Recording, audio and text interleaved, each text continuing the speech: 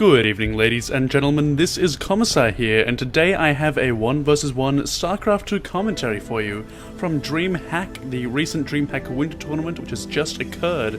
And today's replay is from the group stages. It is a best of 3 series. This is game number 1, and the series is between none other than Evil Genius's ThorZaiIN, our red Terran player, spawning in the bottom left hand side of the map today, which is Daybreak, and his opponent is none other than the teamless player, the Swedish Protoss, known as NaNiwa. Okay, so obviously these two players are two of the bigger titles, bigger names rather, in esports outside of Korea.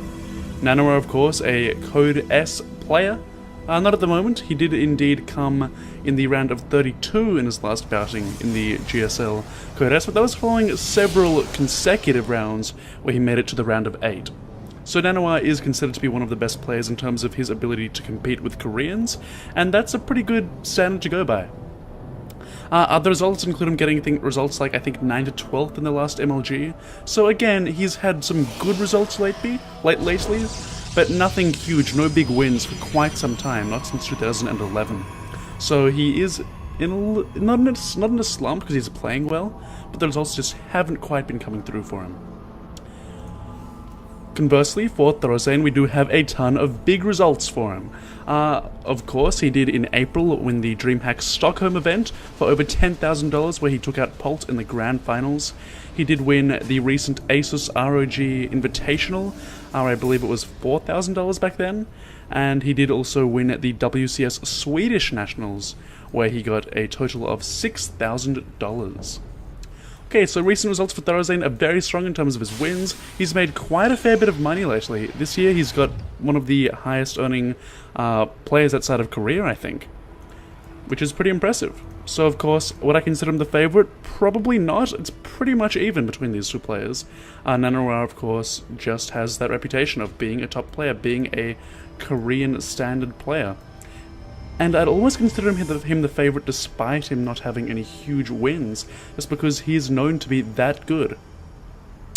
Okay, in terms of the two build orders so far, you will notice that NaNiwa has gotten nothing too exciting going on in his base. Obviously, he is going for a fairly normal opener, going for a very fast Nexus, as is typical in PvT. Both sides do like to expand very, very quickly, and that is also shown by ThorZaiIN, who is getting a fast expansion of his own.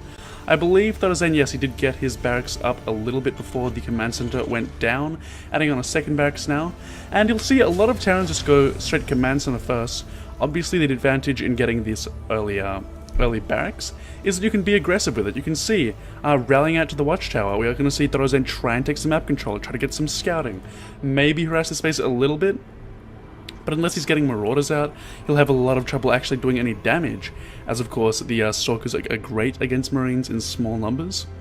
But the fact that he is getting 3 racks out very, very quickly, the fact that he is getting his gas up as well, suggests that he might indeed just be going for timing in a few minutes' time, where he'll move out with a couple of Marauders and a bunch of Marines.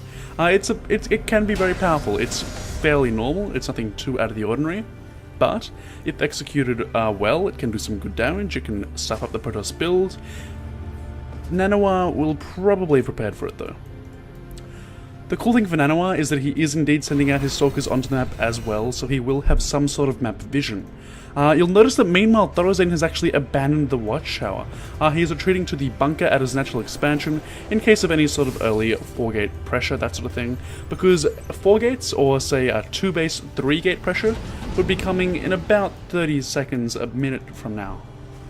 4-gate, of course, would be coming about now, but the 3-gate pressure of 2 bases, a build that I like to use quite a lot, can come maybe 30 seconds later, 6 minutes 30, that sort of time.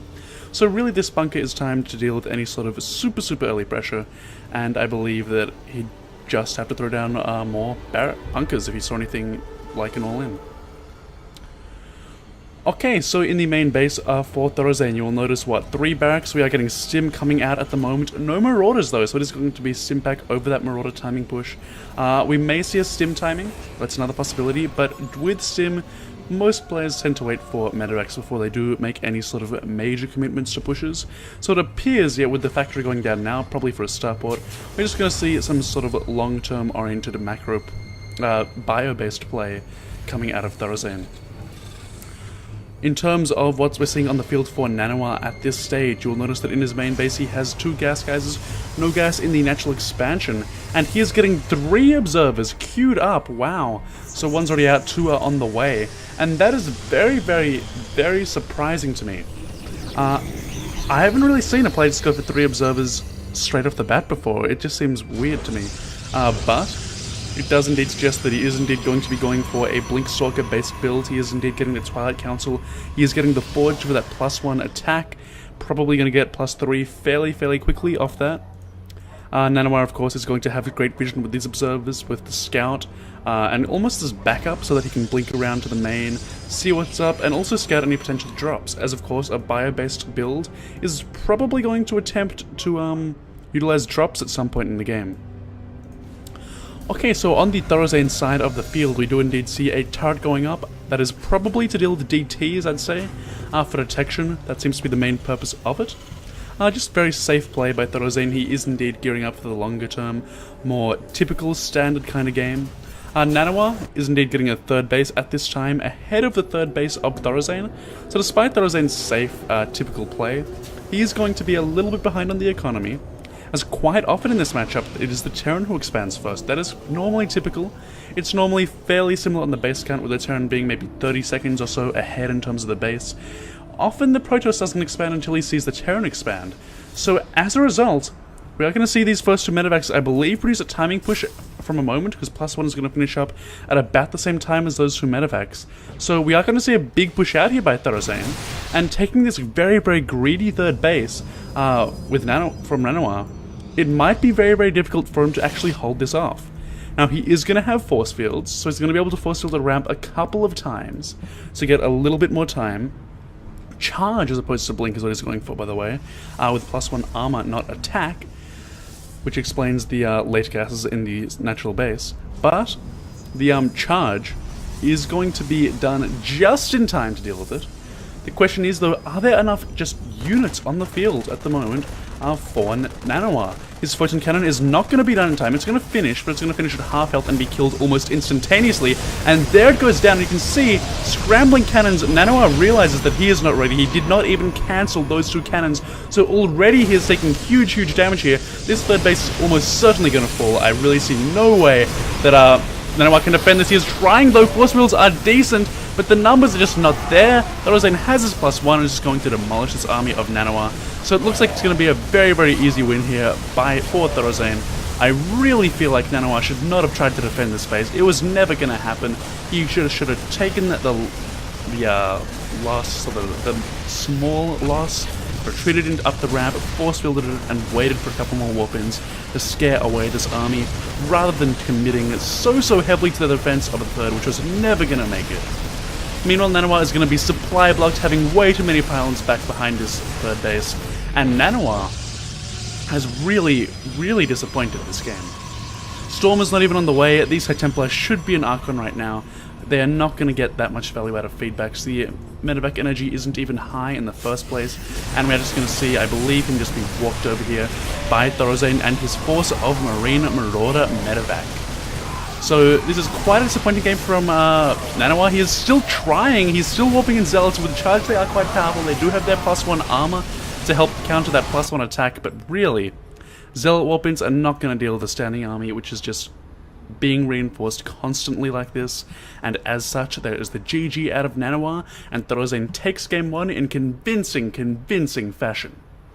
Now, we'll have to move on to game number 2. We'll have to hope that NaNiwa can pull something out in order to deal with this deficit which he's facing, as of course, in order to take out the series, he needs to get 2 wins in a row. ThorZaiIN looking pretty good. Going to be very confident after just completely dominating his opponent there.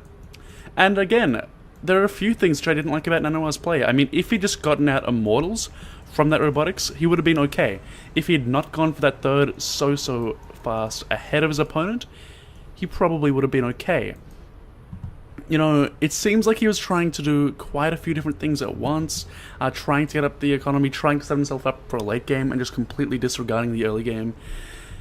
And despite his 3 observers, he evidently hadn't scattered enough in order to basically realize what was happening. I mean, he'd seen the inside of the base of his opponent, completely. There's nothing that he hadn't seen other than, obviously, the reactor on that starboard, which is pretty unremarkable.